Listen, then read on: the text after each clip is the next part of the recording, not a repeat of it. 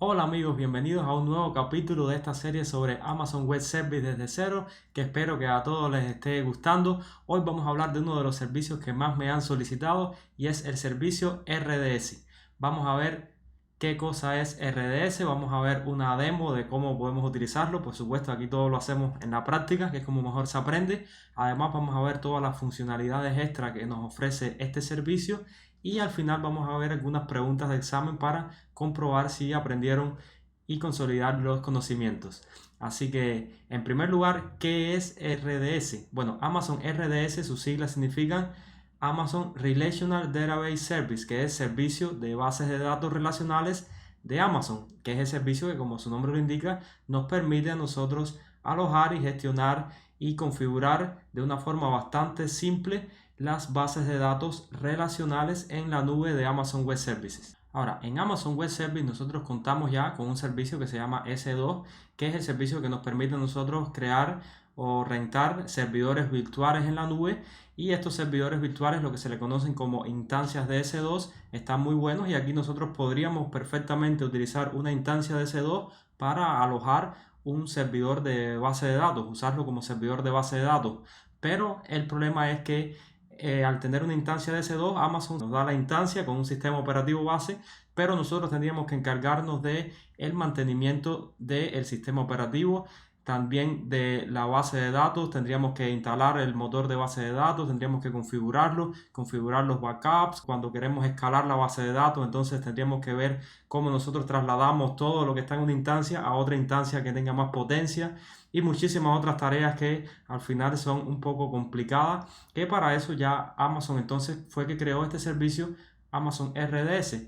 Amazon RDS simplifica un montón todo esto y se encarga de simplificarnos la vida a la hora de gestionar todas las tareas que tienen que ver con la base de datos. Simplemente nos deja a nosotros ya lo que tiene que ver con optimizar nuestra aplicación, es decir, crear nuestro esquema y hacer las tablas y hacer todas las relaciones, que ya es bastante complicado, y todo lo que tiene que ver con la escalabilidad, con los backups y todo eso, pues Amazon se encarga de eso o nos deja a nosotros una plataforma que con un par de clics podemos gestionarlo súper sencillo. Ahora, por supuesto, nosotros utilizaríamos S2 solamente si nosotros quisiéramos tener acceso al sistema operativo y necesitaríamos tener un control un poco más grande, pero para todo lo demás utilicen siempre RDS, que es muchísimo más simple y fácil de configurar. Bien, entonces ahora vamos a hacer una demo para aprender cómo nosotros podemos manejar las bases de datos relacionales en Amazon Web Service. Primeramente, vamos a loguearnos en la consola de Amazon Web Services. Y después que estemos aquí, vamos a ir a la sección servicios, y en servicios vamos a buscar en base de datos, tenemos a RDS. Lo voy a poner como favorito y le voy a dar clic a RDS. Y una vez que esté aquí adentro, voy a ir a la sección bases de datos y voy a darle clic donde dice crear base de datos. Aquí algo que tenemos que tener en cuenta es que esta base de datos la vamos a crear en una región que es la que tengamos seleccionada acá arriba. Por lo general está bueno que nosotros despleguemos o creemos nuestra base de datos en una región que esté más cerca de nuestros clientes o de la mayoría de los clientes potenciales que vamos a tener. Así que elijan la región que esté más cerca donde ustedes se encuentran, y entonces vamos a comenzar a crear la base de datos. En Amazon nosotros podemos elegir entre 6 motores de base de datos. Tenemos los conocidos MySQL, MariaDB, Postgre, Oracle y Microsoft SQL Server. Pero además tenemos Amazon Aurora, que es un motor de base de datos creado por Amazon, que está pensado completamente para la nube y que es compatible o tiene una versión compatible con MySQL y otra versión compatible con Postgre. Estas versiones de Amazon Aurora te prometen de que la versión que es compatible con MySQL tiene 5 veces mejor rendimiento que MySQL en sí, si eligiéramos aquí MySQL. Y la versión que es compatible con Postgre tiene hasta 3 veces mayor rendimiento que Postgre, porque está súper optimizado para la nube. Así que esto se lo recomiendo muchísimo si ustedes quieren hacer aplicaciones que escalen en cantidad. Pero además el tema que tiene es que solamente es compatible con instancias muy potentes de Amazon Web Service y no está hecho para el free tier, así que no lo podemos utilizar de forma gratuita. Por lo tanto, vamos a elegir en este caso MySQL, que sí podemos utilizarlo con el free tier. Ahora, aquí a la hora de nosotros crearnos nuestra instancia de base de datos, podríamos utilizar Easy Create, que Easy Create no nos va a dar muchas opciones. nosotros aquí si seleccionamos Easy Create, voy a seleccionar MySQL, veamos que tenemos acceso a poner el nombre de la instancia de la base de datos, el usuario y la contraseña. Y eso es todo, así que esto es muy básico, esto solamente es si ustedes quieren hacer una prueba rápida del servicio, pero para la mayoría de los casos vamos a utilizar el Standard Create, que nos da muchísima más flexibilidad. Entonces aquí yo voy a seleccionar MySQL, pero si ustedes seleccionaran cualquier otro motor sería muy similar los pasos. Aquí nosotros vamos a elegir en primer lugar la edición o la versión de MySQL que nosotros quisiéramos usar. Después entonces vamos a poder elegir la plantilla que queremos usar también. Podemos utilizar la plantilla de producción, desarrollo o la de Free Tier, que es la que me interesa a mí, que con el Free Tier entonces no van a tener que pagar nada, van a poder utilizar Amazon con lo que nos brinda el Free Tier, que son 750 horas gratuitas de Amazon RDS, pero con un tipo de instancia muy específico, no es cualquier instancia la que van a poder usar. Además tenemos 20 GB de almacenamiento gratuitos al mes y 20 GB para guardar backups. Así que esto es más que suficiente para que nosotros probemos el servicio de Amazon RDS. Bueno, por acá entonces también tenemos otras opciones que son súper útiles, sobre todo para ambientes de producción, que son estas opciones que tenemos para hacer el deployment. El deployment nosotros podríamos desplegar una sola instancia en una sola zona de disponibilidad, que es esta opción que es la que tenemos aquí gratuita, que lo que terminamos haciendo es esto. Tenemos una instancia de lectura y escritura en una zona de disponibilidad, pero nosotros podríamos elegir si quisiéramos desplegar en varias zonas de disponibilidad. Yo voy a seleccionar de momento aquí esta plantilla de Dev para poder tener acceso a esta opción y veamos que en esta opción nosotros vamos a poder tener dos bases de datos. Vamos a tener una base de datos principal de lectura y escritura y vamos a tener una base de datos de soporte que va a ser una réplica de la base de datos principal, que van a estar actualizadas de forma síncrona una con la otra. ¿Y para qué sirve esto? Bueno, en caso de que tengamos un desastre natural o que se caiga la base de datos principal por cualquier error o lo que sea, pues Amazon va a hacer lo que se le conoce como failover, que failover es que automáticamente cuando detecta ese tipo de fallos va a agarrar la base de datos tuya de soporte y la va a convertir en la principal, y entonces va a direccionar a todos los clientes hacia la base de datos esta, que va a ser la principal ahora, y esta otra va a ser entonces la de failover. Entonces esto está buenísimo porque agrega una mayor disponibilidad y tolerancia a fallos a tu arquitectura en Amazon Web Service. Por otra parte, también contamos con el despliegue en múltiples zonas de disponibilidad, creándonos lo que se conoce como un clúster, que esta es una opción que solamente está con las bases de datos de MySQL y Postgre. Y esta opción está buenísima que la consideremos, porque en esta opción se te crea también una base de datos principal de lectura y escritura, pero vamos a tener dos bases de datos extra en dos zonas de disponibilidad que van a servir, aparte de servir para failover. Si falla la base de datos principal, pues una de estas dos va a tomar el control, pues también nos va a servir como base de datos de lectura. Entonces, cuando tengamos mucha carga de lectura, la lectura se va a distribuir entre las diferentes instancias de base de datos, que va a hacer que nuestro sistema escale muchísimo más porque tenemos muchísima capacidad de lectura. Entonces yo me voy a quedar con esta opción de Single DB Instance porque voy a utilizar el Free Tier, así que seleccionenlo aquí. Pero bueno, para ambientes de producción sí les recomiendo muchísimo que utilicen una de estas dos opciones. Entonces por acá también tenemos los settings, donde nosotros podemos ponerle el nombre a la instancia de base de datos. Yo en este caso le voy a poner DB Instance Demo. Además vamos a poner el usuario y la contraseña master con que nos vamos a autenticar en la base de datos. Así que pongan una contraseña aquí que no se les olvide y confirmenla aquí abajo. Ahora, por acá nosotros también podemos elegir la clase de instancia, que estas son instancias de S2. Al final el servicio de RDS está montado sobre S2. Entonces aquí nosotros podemos elegir entre las Bootstrap Classes, que son estas clases que te van a ofrecer un rendimiento base, pero que en algún momento determinado pueden elevarse ese rendimiento cuando también tengan más demanda. Entonces estas clases son solamente recomendadas para ambientes de prueba, pero si ustedes quieren utilizar esto en producción, es mejor que utilicen las clases estándar, que son clases que tienen un equilibrio entre memoria, recursos de redes y la CPU, y además también tienen el caso de las Memory Optimized, que estas son instancias que tienen muchísima memoria que, bueno, en este caso serían para algunas cargas de trabajo que necesiten una gran cantidad de memoria. Pero por lo general vamos a utilizar la clase estándar en los ambientes de producción.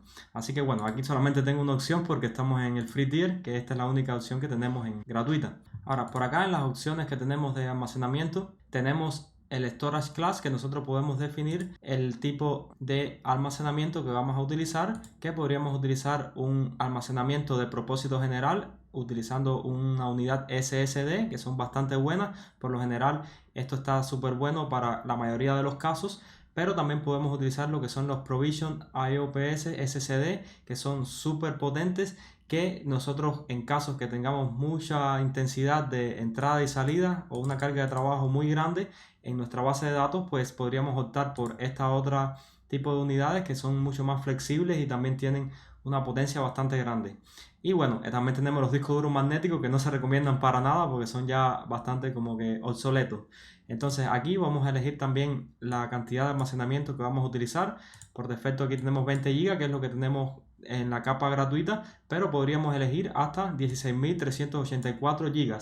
Y lo mejor de esto es este tema del auto-scaling, que si nosotros habilitamos esto, nosotros decimos que cuando Amazon detecte que se está llegando al límite de almacenamiento, pues automáticamente añade más capacidad de almacenamiento a nuestra base de datos, y esto está genial que lo haga de forma automática, que nosotros no tengamos que manejar eso, y él va a añadir esa capacidad de forma automática y va a aumentarla hasta un máximo que nosotros podemos definir aquí abajo.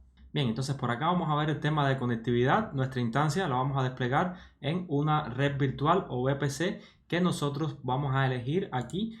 Y importante que esta red virtual no se puede cambiar después de que la base de datos ha sido creada, así que es importante que seleccionamos una que es la que queramos correctamente.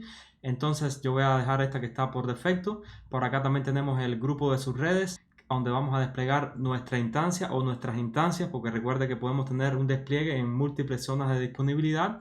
Entonces aquí yo voy a dejar este que está por defecto, pero podríamos también crearnos uno nuevo. Y aquí nosotros vamos a definir si queremos darle acceso público o no a esta instancia. Si yo selecciono sí, entonces lo que se hace es que se crea un IP público y podemos acceder desde internet a la instancia. Además, por acá vamos a elegir el Security Group o el grupo de seguridad, que es como un firewall que nos va a dejar a nosotros decidir qué es lo que entra o no a la instancia y qué es lo que sale de la instancia hacia el exterior. Entonces en este caso, este Security Group, yo podría dejar este que está por defecto, pero creo que mejor nos vamos a crear uno nuevo y después les voy a explicar el por qué. Aquí le voy a poner DB Security Group Demo y vamos a decir si tenemos alguna preferencia de la zona de disponibilidad donde vamos a desplegar la instancia. Esto lo estoy haciendo para prueba, pero esto no se recomienda en producción. ¿Y por qué? Porque por lo general esto en producción lo que se recomienda es que nosotros no tengamos nuestra instancia en una subred pública, sino que tengamos nuestra instancia de base de datos en una subred privada, porque por lo general no queremos que desde internet se pueda acceder a nuestra instancia de base de datos. Nosotros desde internet vamos a tener acceso a el servidor web o lo que sea que tengamos en una subred pública, y desde esa subred pública entonces le damos acceso a ese servidor web para que pueda acceder él solamente a nuestra base de datos que está en una subred privada. Pero bueno, por tema de simplificar el ejemplo, yo voy a dejar esto con las opciones esas que están por defecto, que ya nos van a permitir conectarnos directamente a nuestra base de datos. Este tema de cómo crearse subred públicas y subred privadas lo explico mejor en este otro video que les compartí acerca de redes virtuales con Amazon VPC. Entonces por acá también nosotros podríamos seleccionar en opciones adicionales el puerto que vamos a tener en nuestra base de datos, que ese puerto por defecto es este que se usa para MySQL, pero podrían cambiarlo si ustedes lo desean. Por acá también tengan en cuenta que el tema de los grupos de subredes se pueden configurar aquí para nosotros tener este grupo de subredes diferente al que está por defecto.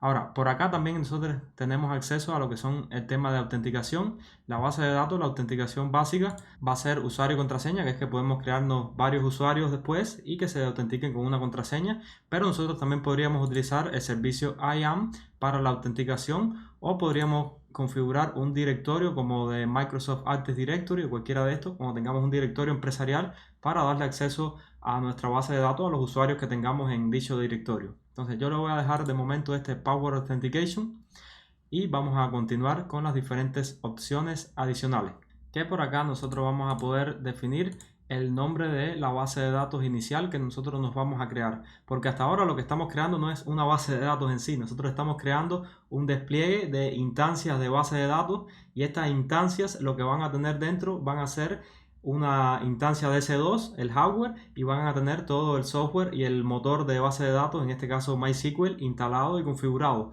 Pero acá adentro nosotros podríamos crearnos entonces varias bases de datos en sí dentro de esa instancia, y esa base de datos inicial le podemos poner un nombre, y además podemos definir los parámetros que van a tener esa base de datos y las opciones, porque ustedes saben, la base de datos MySQL tienen 400.000 parámetros que nosotros le podemos personalizar, que bueno, por defecto aquí tenemos uno que funciona bastante bien, pero nosotros podríamos cambiarlo y crearnos un grupo de parámetros desde acá, desde este menú, o un grupo de opciones, que las opciones son opciones adicionales que se pueden añadir a los motores de base de datos, que en este caso lo podemos configurar aquí en el Option Group. Yo voy a dejar estos que están por defecto, pero bueno, podrían ustedes personalizarlos a su gusto. Entonces por acá podemos también definir las configuraciones de los backups que se van a hacer de forma automática. Esos backups nosotros podemos retenerlos por el periodo que nosotros seleccionemos aquí. Además podemos definir cuál va a ser la hora que se van a hacer los backups, que se van a hacer todos los días a la hora que nosotros definamos acá. Entonces si ponemos no preferencia, pues van a hacerse de forma automática en una hora que ellos decidan. Además, nosotros podemos definir lo que son el monitoreo, que aquí podemos configurar un monitoreo mejorado, y los log export, que son los logs que nosotros podemos exportar desde RDS hasta CloudWatch para después monitorear en CloudWatch de una forma mucho más fácil. Por acá entonces también tenemos el tema del mantenimiento, que esto automáticamente Amazon nos va a permitir hacer una actualización de las versiones minor de la base de datos. Es decir, las versiones minor son las que agregan parches de seguridad y mejoras a la base de datos, pero que no rompen la compatibilidad hacia atrás. Ese tipo de actualizaciones pues Amazon las hace de forma automática si seleccionamos aquí. Las actualizaciones mayor, que son las que rompen la compatibilidad hacia atrás, sí tenemos que hacerlas nosotros de forma manual, pero estas minor las hace automático en la hora que nosotros seleccionemos aquí abajo. Si nosotros seleccionamos en la ventana de mantenimiento que sea todos los lunes a las 0 horas, pues esa va a ser la hora en que se van a ejecutar todos los mantenimientos, ya sean los mantenimientos automáticos como nosotros los mantenimientos que hagamos manuales, también podemos programarlos para que se hagan en esa ventana de mantenimiento. Entonces por acá también podemos establecer una protección para que nadie pueda borrar de forma accidental nuestra base de datos, que a veces también esto está bastante bueno. Y bueno, vamos a ver el tema no menos importante de los precios, que por acá nosotros tenemos estas opciones que ya les comenté en el free tier, pero nosotros también después, cuando tengamos que pagar porque se nos acaba el free tier o porque usemos una instancia que no sea esta que es de juguete, pues entonces vamos a tener que pagar. Y veamos que aquí los precios principales por lo que vamos a tener que pagar, yo voy a seleccionar aquí MySQL. El precio va a depender de muchos factores. Nosotros podemos buscar aquí en este calculator y podemos crear un estimado de precios mensuales que tendríamos que pagar, pero les voy a comentar por arribita que el precio va a depender de la región donde esté desplegada las instancias, van a depender del tipo de instancia, es decir, el hardware, mientras más potente, pues mucho más caro. Esto es un precio por hora de uso de la instancia. Además, si ustedes tienen un despliegue en múltiples zonas de disponibilidad, por supuesto que el precio se duplica o se triplica o mucho más si utilizamos en 3 zonas de disponibilidad, porque cada zona de disponibilidad es una instancia completamente funcional de tu motor de base de datos. Entonces, si ustedes quieren ahorrarse dinero, como todos queremos, y si sabemos la instancia que nosotros queremos, lo que les recomiendo es que usen las instancias reservadas. Las instancias reservadas, nosotros podemos reservarlas desde 1 hasta 3 años y podemos pagar todo por adelantado, o podemos pagar una parte por adelantado y lo demás en cuotas, o podemos pagar todo en cuota, que es lo que se le llama no upfront. Y entonces de esta manera, por supuesto, mientras más años ustedes renten o reserven la instancia y más rápido ustedes paguen, pues mayor puede ser el descuento, y el descuento puede ser súper significativo con respecto al uso de instancias a demanda. Si ustedes quieren reservar instancias, pueden hacerlo desde acá, desde esta sección que se llama Reserved Instances. Lo otro que tienen que pagar es el precio de almacenamiento. Las unidades de propósito general SSD van a tener este precio al mes cuando están por lo menos en esta región. Además podemos tener lo que son los Provision IOPS, que son un poco más potentes, pero tienen un precio también un poco más grande. Y también tenemos que ver el tema de, bueno, los discos magnéticos, que no se los recomiendo para nada, aunque son mucho más baratos. También entonces tendríamos que pagar por los backups. Pero lo bueno que los backups, si nosotros reservamos 100 GB de almacenamiento, entonces vamos a tener 100 GB gratuitos para hacer los backups. Los backups tenemos que pagarlos si nos pasamos de ese tamaño de almacenamiento que nosotros reservamos. Por lo que está bastante bueno. Por lo general nunca vamos a tener que pagar nada por los backups. Pero bueno, si nos pasamos del precio ese base de almacenamiento que tenemos, vamos a tener que pagar un precio por cada gigabyte al mes que utilicemos para backups. Además tenemos el tema de si queremos exportar Snapshot, también lo podemos hacer, tiene su precio. Y si queremos transferir datos, la transferencia que hagamos hacia nuestra base de datos es gratuita, pero las lecturas que hagamos de nuestra base de datos y lo traigamos hacia internet van a tener un precio que va a ser gratis los primeros 100 GB, pero a partir de 100 GB tenemos que pagar $0,09 por cada giga de datos que nos traigamos hacia internet, que para aplicaciones pequeñas y hasta medianas puede ser gratuito completamente, pero bueno, para aplicaciones muy grandes pues van a tener que pagar por transferencia hacia internet. Y bueno, entonces vamos a darle ya a crear nuestra base de datos. Vamos a darle clic aquí, Create Database. Y aquí esto se va a tardar un rato en lo que se va a estar creando, así que vamos a tener que esperar. Pero por acá entonces vamos a ir viendo un tema muy importante. Aquí nosotros vamos a ver el tema este de la conectividad y seguridad. Y veamos que aquí tenemos el Security Group que nosotros o Amazon creó automáticamente para nuestra instancia. Yo le voy a dar clic derecho, abrir en una nueva pestaña para que veamos ese Security Group lo que tiene. Que como les decía es el firewall que va a definir lo que entra y lo que sale de tu base de datos. Yo voy a venir aquí y en las reglas de entrada ustedes van a ver que le voy a decir editar reglas de entrada y veamos que automáticamente lo que se nos creó fue una regla de entrada que le va a dar permiso a MySQL en el puerto que tiene por defecto y a la IP mía personal de mi computadora. Si ustedes quisieran también podrían haber elegido aquí darle acceso a todo el mundo, pero no se recomienda. Esto de darle acceso público a una base de datos, como les decía, es una mala práctica, así que es mejor que le dé acceso solamente a mi IP para yo poder conectarme y probar la base de datos. Bueno, voy a esperar entonces a que se termine de crear la instancia de base de datos para continuar. Y listo, finalmente aquí ya dice Status Available, se demoró un poco, pero ya lo tenemos disponible, así que vamos a venir a nuestra instancia y aquí en la parte de conectividad nos va a salir el endpoint con el cual nos podemos conectar a esta instancia. Yo en este caso voy a utilizar este software que se llama MySQL Workbench para conectarme a la base de datos, pero ustedes pueden utilizar el software que ustedes quieran o incluso pueden utilizar la línea de comandos de MySQL o cualquier cosa. Pero bueno, este es bastante simple de utilizar, lo pueden descargar acá en este enlace y vamos a venir hacia este software y le voy a dar clic aquí en más, le voy a poner un nombre a la conexión que le voy a decir RDS Demo y le vamos a pegar aquí el host name que es este que nos copiamos de acá y el puerto que bueno por defecto vamos a dejar este 3306 que es el mismo que tenemos configurado. Vamos a ponerle el usuario que nosotros nos habíamos creado como usuario master y la contraseña correspondiente que nos creamos cuando nos creamos la base de datos. Le damos OK y le damos probar conexión y vemos que dice que aquí fue satisfactoria la prueba, así que ya podemos darle OK y vamos a poder conectarnos a esa base de datos.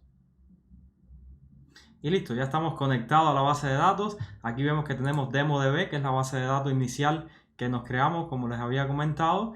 Y aquí nosotros podemos agarrar y crearnos, por ejemplo, una nueva tabla que le voy a poner users. Aquí le voy a poner un identificador que va a ser un entero, que va a ser la clave primaria. Le voy a poner en username que va a ser un texto con las configuraciones que ustedes desean. Este es solamente para hacer una pequeña prueba y entonces aquí le voy a dar aplicar y se van a ejecutar todas estas consultas que lo que van a hacer es crearme una nueva tabla para probar simplemente la idea.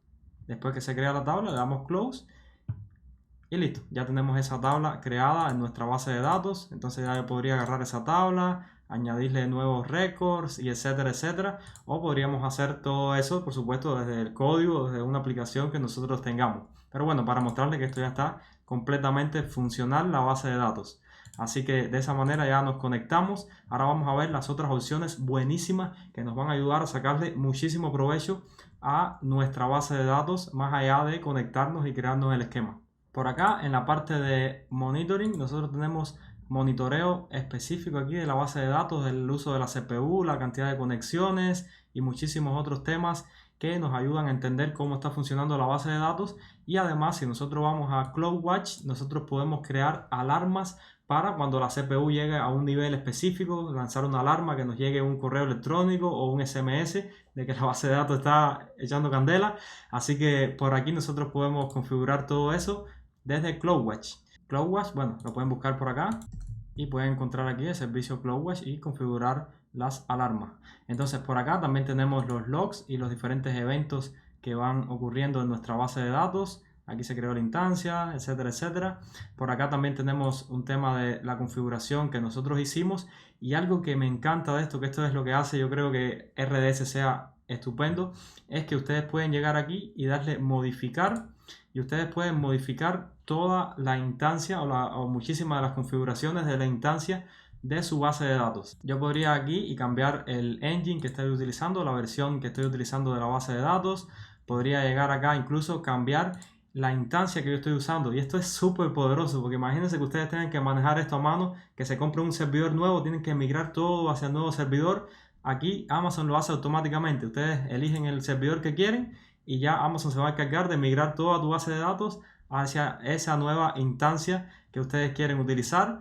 Además pueden cambiar el almacenamiento, el autoscaling y muchísimas otras opciones, y si ustedes le dan aquí en continuar, van a ver que les va a permitir hacer esos cambios de forma inmediata o hacerlos en la próxima ventana de mantenimiento que nosotros configuramos desde los pasos anteriores. Pero bueno, vamos a cancelar esto porque no me interesa hacer ninguno de esos temas que me van a empezar a cobrar por utilizar instancias más potentes. Ahora, por acá otra cosa que está súper genial es el tema este de los backups automatizados, que ya nosotros los configuramos, que van a durar 7 días, y esos backups se van a hacer todos los días a la hora que nosotros dijimos que queríamos que se hiciera, todos los días los backups.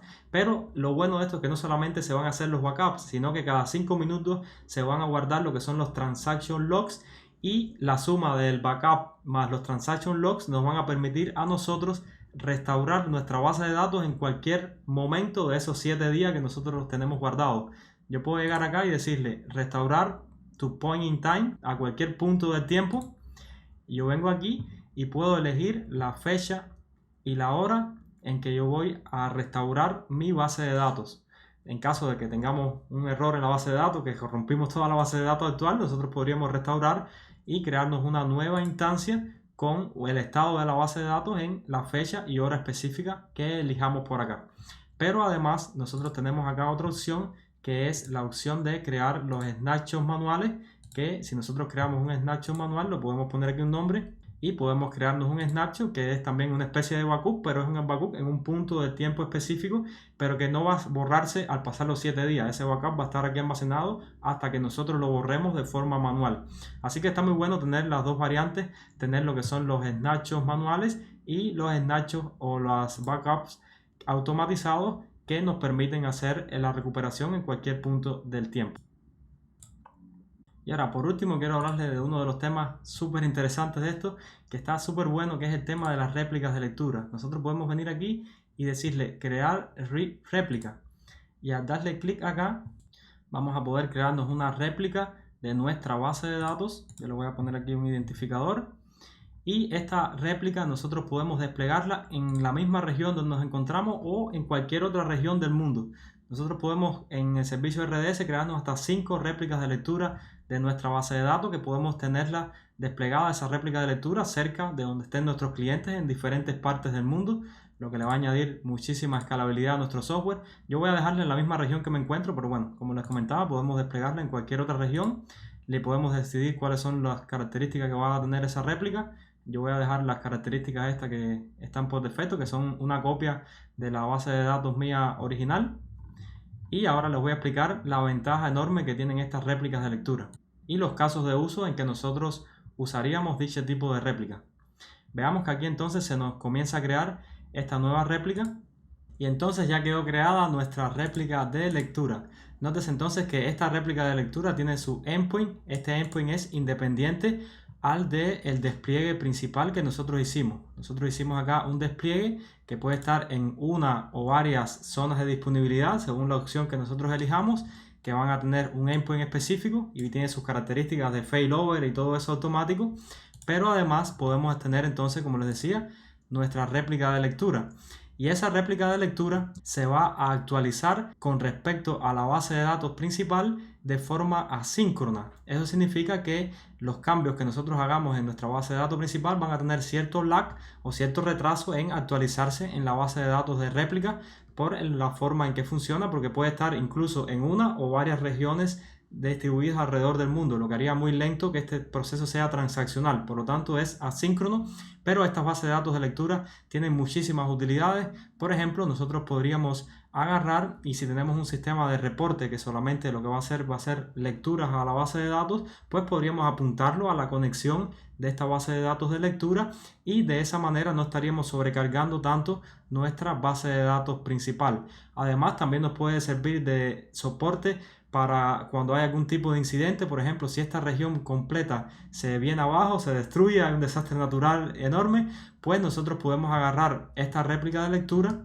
y acá nosotros vamos a ver que tenemos una opción que es para promoverla.